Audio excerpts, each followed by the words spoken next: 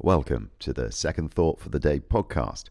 We fill that rather niche spot for anyone who has ever been even mildly irritated by Thought for the Day on Radio 4 and wondered why no one was doing anything about it or even holding them to account. This is a throwback episode. We revisit an earlier review. We knew when we started that we'd likely make the odd mistake, and in the spirit of keeping an open mind, we went back through the feedback we had to see what leads there were for further consideration.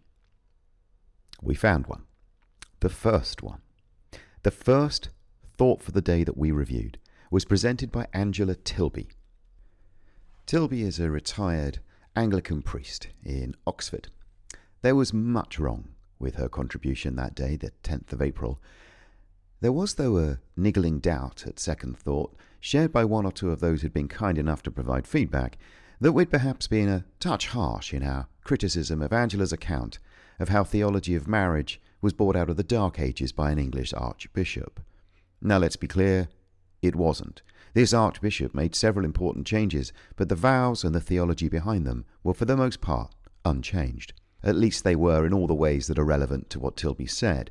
The doubt we had centred on whether or not we'd taken too general an approach to dismissing Angela Tilby's claim that Cranmer had revolutionised the theory of marriage, when perhaps Tilby was just making a point more focused on the words of the ceremony. Here's what we said at the time. We were led to believe that medieval clerics in England saw marriage as somewhat removed from the church and little more than a contractual means of reining in fornication and enforcing social order. We're then invited to contrast this dark spell of matrimonial theology with the Enlightenment that accompanied the first English prayer book of 1549. The prevailing requisites of fornication abatement and societal control were there, but now accompanied for the first time by a suggestion that those getting married should love and cherish each other. Quite frankly, rubbish. I'm not an expert, but there's a lot of straightforward and verifiable information out there for anyone with 20 minutes to spare and a passing familiarity with the internet. For the vast majority of Christian history before 1549 in England, direction for the church was provided exclusively by Rome, and marriage had long been considered by the Roman Church to be an act of divine significance, at least since a thing called the Fourth Lateran Council of 1215. Since then, marriage was understood to be a reflection of the union between the Church and Christ. Of some importance, love and cherishment had been somewhat obviously front and centre in marriage since long before the scribblings of an English archbishop in 1549 were turned into a prayer book. So we set about fact-checking her and us, and what we discovered was astonishing. Tilby had been much worse than we'd appreciated at the time. It was clear that our criticism of her claims about Cranmer were not only justified, but spectacularly incomplete. That said, our comments on Tilby's claim about the use of love and cherish was slightly off. We'd conflated the content of the vows with the content of Cranmer's little sermon on why marriage was ordained by God. In our defence, Tilby started that, but we remain thankful this error made no material difference.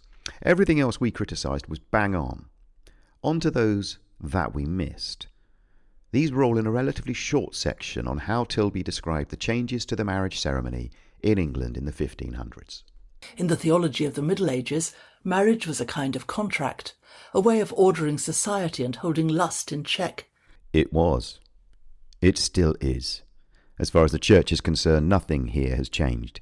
Tilby's implication that it has is false. Marriages took place in the church porch, as if they were half worldly and pragmatic, half holy. Vows were indeed exchanged in the porch, but to suggest this diluted their holiness is groundless speculation. Indeed, Tilby, on this point, could hardly be more wrong. In the first English prayer book of 1549, a more positive view was stated. No, it was not. Tilby here makes a veiled false claim that there was something negative about the porch vow pre-Cranmer marriage service. The ceremony was brought into the body of the church. It was, but not because Cranmer thought this would make weddings more holy. And was now accompanied by a compulsory little sermon on why God had ordained marriage. Cranmer's prayer book made a significant addition to one of the wedding vows, on the God-ordained estate of holy matrimony, so some sort of exposition in the service itself was likely felt necessary. 3 reasons were given. First, to provide for the procreation of children and to ensure they were brought up in the fear of the Lord. Second, for the avoidance of the sin of fornication, sex outside marriage. So far, so good. But then Thomas Cranmer, the Archbishop of Canterbury who drafted the new service, added something quite new. Marriage was instituted for the mutual society, help and comfort that the one ought to have of the other, both in prosperity and adversity. Except this was not new. It had been in the vows themselves for centuries. The new bit from Cranmer came next, but inexplicably, Tilby left it out. She went straight on to be wrong about something else. Cranmer also added the words to love and to cherish to the marriage vows. Technically, it could be argued this is correct, but to do so would obscure the truth of the changes Cranmer made. Love and cherish were very much part of the wedding rite long before 1549.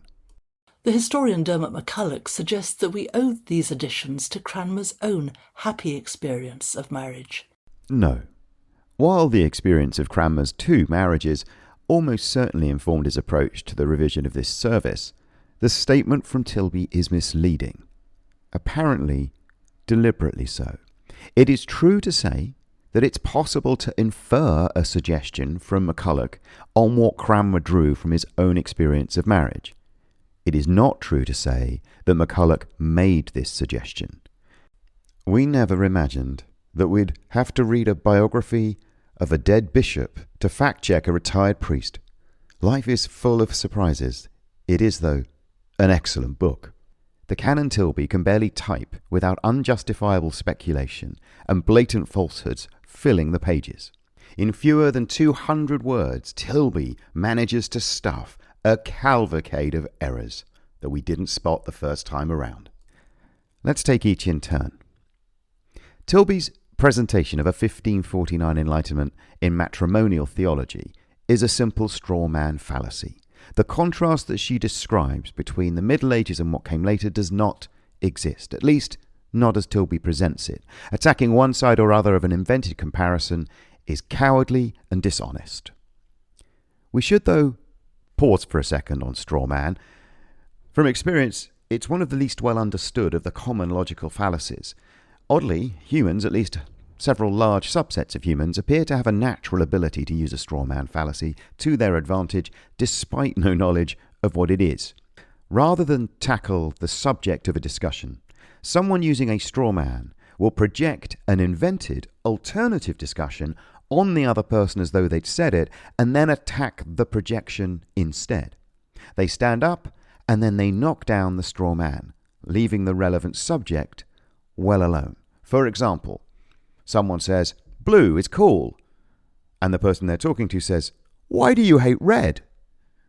The subject here, established by the first person, is blue and its alleged coolness, but instead of engaging with that subject, the respondent creates a fake subject, the straw man, which is the hatred of red, which is then used to make an irrelevant and groundless allegation about the first person. Now clearly, no one's actually arguing about red and blue. More common straw man arguments are similar to these examples. Politician 1. We have a problem that can only be solved by giving our schools more resources for art and for music. Politician 2. This is outrageous. My opponent wants to undermine our schools by defunding maths and science. Politician A. We must cut carbon emissions to prevent a climate catastrophe. Politician B. There is no way our economy can support the immediate banning of petrol and diesel cars. Using a straw man argument is an inherently dishonest act. There is an implicit acknowledgement in every example that the user does not have the arguments or perhaps the skill to tackle the actual subject. So rather than capitulate or acknowledge the merits of the other side, they frustrate understanding, they derail the debate. and they start a battle against reason. Another form uses the straw man to advance a fallacious position. For example, we've known for decades that camembert causes heart disease. It's important to note that Edam was not involved in any of those studies of camembert, and it has not been implicated as a hair loss cheese. Perhaps now we can live as hairy Edam cheese eaters in the comfort of this knowledge. Presumably, a representative of the Dutch dairy industry thinks that she can sway the camembert eaters to try Edam, so she opens with a plausible but false assertion, and then she leans on the consequences of this falsehood while adding others to promote a different cheese. This, if you'll forgive the cheese, is precisely what Tilby does. Her straw man is the dark theology of the Middle Ages, which she contrasts with a positive change brought about by a prayer book. In fairness, this change did somewhat neatly coincide with the end of the Middle Ages as it's usually understood, but this is a correlation, not a causation, and more pertinently, the contrast Tilby is claiming simply doesn't exist. It is an invention to promote Archbishop Cranmer, his prayer book, and an awful lot of other Anglican stuff. Tilby casts the Middle Ages as the before and as inferior. Specifically, it's the theology of the Middle Ages on which Tilby throws shade. The contrast, if there is one, is not between the theology of the Middle Ages and what came from Cranmer. The contrast is between the established doctrine of the Church of Rome and the Reformation ideas that were bubbling across Northern Europe. Tilby is simply slinging mud at Catholicism, notably without any justification.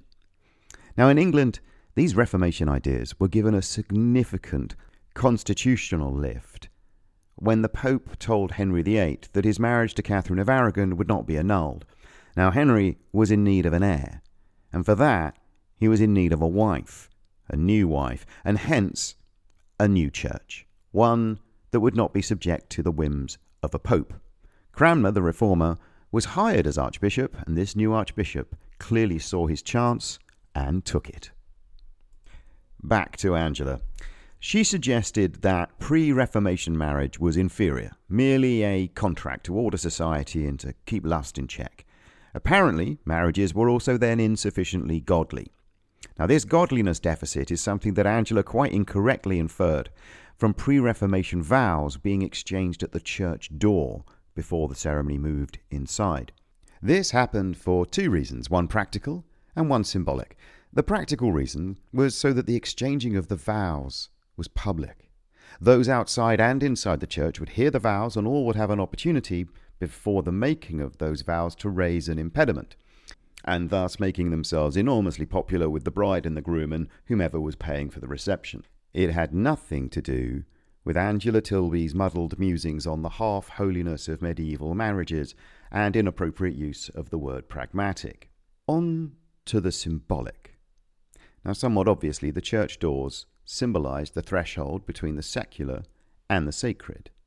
Once the vows were made, the couple would cross the threshold into the sacred space of the church from the secular exterior, while also entering the holy sacrament of marriage.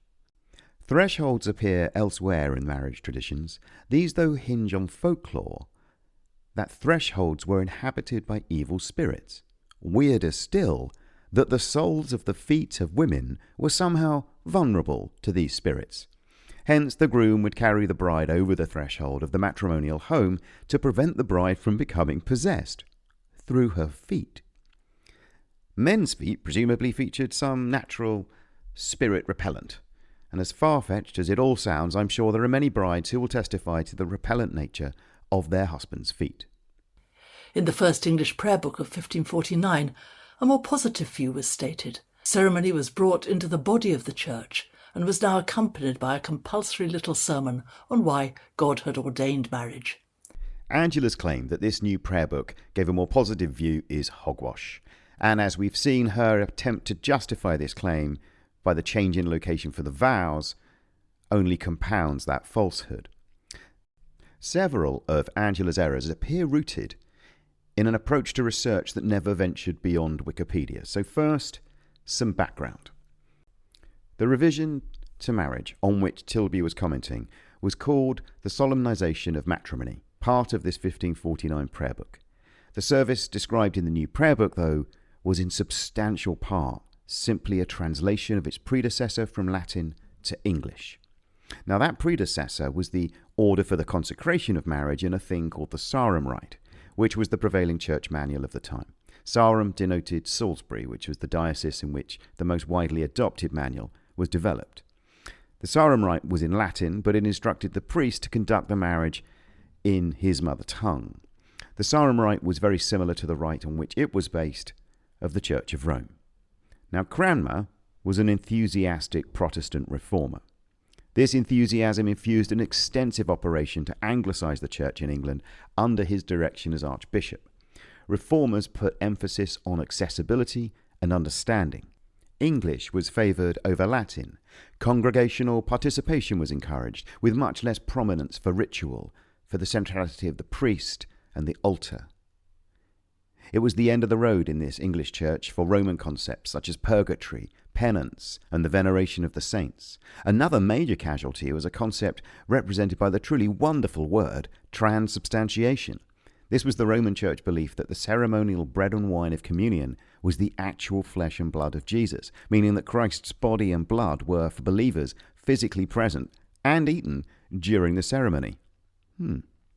Cranmer and his Protestant reformer allies had a much less permissive approach to sacraments than the Romans. They held that only baptism and something called the Eucharist would remain as sacraments. Before having read about this to understand just how willing Angela Tilby was to deceive the audience of Radio 4, I had little idea of what a sacrament was. I now have a little more and rather wish I didn't. There are much better things with which to fill a mind. In any event, the Roman Church has 7 sacraments. This revision down to 2 by Cranmer was quite a hefty cut. His prayer book saw to it that marriage was demoted from this lofty holiness. Now, contrary to Tilby's intimation, the prayer book, it could be argued, objectively reduced the holiness of the marriage ceremony. Never mind her confusion over church porches. For this fall from sacramental grace, though, marriage was given something of a parachute. Cranmer may not have believed in marriage as a sacrament, but he did believe that it was ordained by God and that it constituted something called a holy estate. So having whipped off the stripes of sacrament, the Archbishop felt obliged to make up the difference, and he did this with a new vow. Technically, it was an addition to one of the existing 5 vows. But this addition obliged the couple getting married to live together after God's ordinance in the holy estate of matrimony. So let's focus for a second on these vows. The original vows of Rome and Salisbury can be separated into 5 sections. You could broadly say there were 5 vows. Important to note, there were other manuals and many variations in the Latin word choice and translation.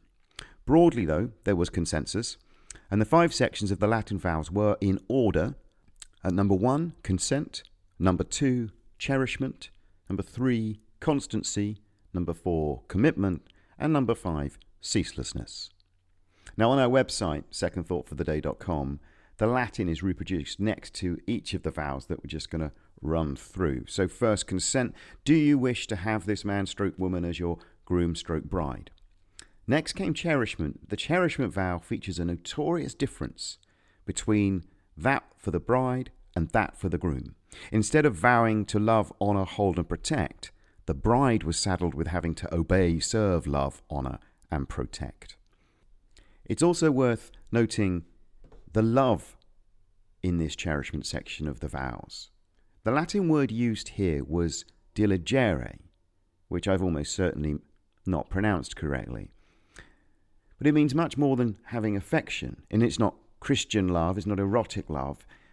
Of particular relevance, it meant an expression of love demonstrated by having committed to a choice. The object of your affection is dignified by your choice to love it. The word is also often translated as esteem and worship, alongside cherish and various others. We then have the constancy vow, familiar to everyone, in sickness and in health.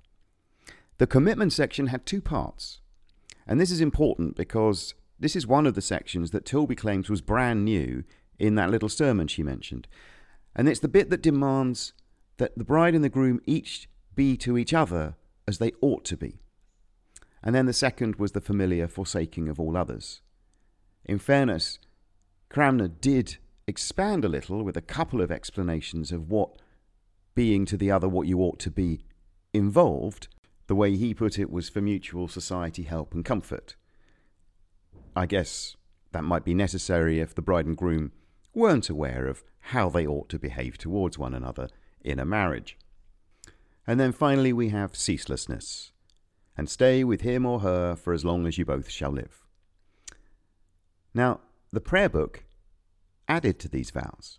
The new bit joined the consent vow right at the top, which became, using the 1549 wording, "Wilt thou have this man to be thy wedded husband, to live together after God's ordinance in the holy estate of matrimony?" Now, there was no explanation in the Sarum rite of the wedding service on why God ordained marriage, although you could reasonably infer from Tilby's account that there was, but it wasn't as though there was no understanding among priests in their congregations of the reasons that God did ordain marriage. It's simply that this understanding didn't get a mandatory plug in the order of service. But since Cranmer has made this ordination an addition to an actual vow, you can understand his motivation to sex up the order with some well-placed explanatory notes. And it was the third reason included in the explanatory notes of God's ordination in the new prayer book that Tilby claimed was quite new. And this is how it appears in the 1549 original. "Thirdly, for the mutual society, help and comfort that the one ought to have of the other, both in prosperity and adversity, into the holy estate these two persons present come now to be joined." The mutual society, mutual help and mutual comfort that the one ought to have of the other simply spells out what is already in the commitment section of the Sarum rite vows, as a bride ought to be to her groom, and as a groom ought to be to his bride. Then we have a pre-run of the constancy section of the Sarum rite vow, but health becomes prosperity and sickness becomes adversity. The genuinely new section is, into the holy estate these two people now come to be joined. Tilby fails to include this new bit in her commentary about new bits, while also including old bits and claiming them to be new. That's quite a feat. It does provide an excellent illustration of how quickly the truth can suffer when confronted with a scarcity of curiosity and an abundance of faith. The presenters, particularly the Christian presenters of Thought for the Day, quite frequently mention truth and its seeking, yet they demonstrate repeatedly a lack of curiosity for the truth and an abundance of faith that gets in the way of them exploring it. For now, back to Angela and her comments on love and cherish. Cranmer also added the words to love and to cherish to the marriage vows. Love had long been in the vows. Cherish, esteem, worship also feature in various translations of the various Latin church manuals. It wasn't that Cranmer added love and cherish. What Cranmer did was remove opportunity for interpretation by the priest that inevitably accompanied extemporaneous translation of the Latin into English. It was Cranmer's view that love and cherish was appropriate as the translation to be in the first formal English order of the marriage service. He most certainly wasn't adding anything different. In Tilby's defence, the Wikipedia page on the Book of Common Prayer does say in the final sentence of its section about marriage, Cranmer added the words to love and cherish. This seems like an excellent advertisement for not restricting your research exclusively to Wikipedia. The claim that Cranmer added love and cherish to the wedding vows is at best an oversimplification, and at worst false, concealing the truth behind those changes. Finally, we have the comments on the happy marriage of Cranmer and how this influenced his approach to the revised service in his prayer book. The historian Tilby cites, Mr. McCulloch, did not pass judgment on the happiness of Cranmer's marriages. Cranmer had 2 wives, perhaps making him uniquely qualified as a bishop of his epoch for the revising of wedding services. His marriage experience might best, though, be described as checkered. Dates and details are sketchy, but it seems likely his first wife died in childbirth within 3 years of the two of them having met. There is no evidence of Cranmer ever having commented or written about this experience, which was no doubt painful for him. Although this takes nothing away from the esteem Cranmer may or may not have held for this marriage. His second marriage was quite different and took place almost entirely in secret, not just the wedding, the whole marriage, and featured long periods of separation. This was the result of him having ignored his vows of clerical celibacy, so perhaps not the ideal arbiter of vows. Then he was promoted to archbishop, which forced him to return to England from continental Europe. Keeping his wife and daughter secret was, in the words of McCulloch, astonishing. Cranmer clearly valued marriage. It was certainly difficult to keep him from doing it. But there is no record of him ever having commented on the happiness or otherwise of these marriages. It seems likely that his second marriage did inform how he approached his tweaks to the wedding ceremony when preparing a new English manual for all churches in England. So in summary, following our fact check to ensure we'd not been too harsh on Tilby, we instead found that she'd made many more errors than we'd originally found. She'd used a straw man argument to produce an invented contrast between the theology of marriages before and after the Middle Ages. She intimated that pre-prayer book marriage was less holy, which is a direct inversion of the truth. She suggested that pre-Cranmer marriage was merely contractual lust control, when, as we pointed out in our original broadcast on this, the Sarum Rite marriage had long been regarded as a divine act. What we hadn't realised at the time was that marriage before Cranmer had been a holy sacrament. Thomas effectively demoted its holiness. Tilby then falsely claimed that the third reason for God ordination of marriage in the service sermon was completely new, when it had in fact been in the service for hundreds of years. And she finished off by misrepresenting both the historian and the history of love and cherish in marriage vows. Here's how we concluded the original review of Tilby's broadcast. What a wasted opportunity and a pointless effort. And that's before we consider the barbs. Just rubbish. Rubbish indeed. Tilby is deceitful. She manipulates her sources. She makes dozens of false claims.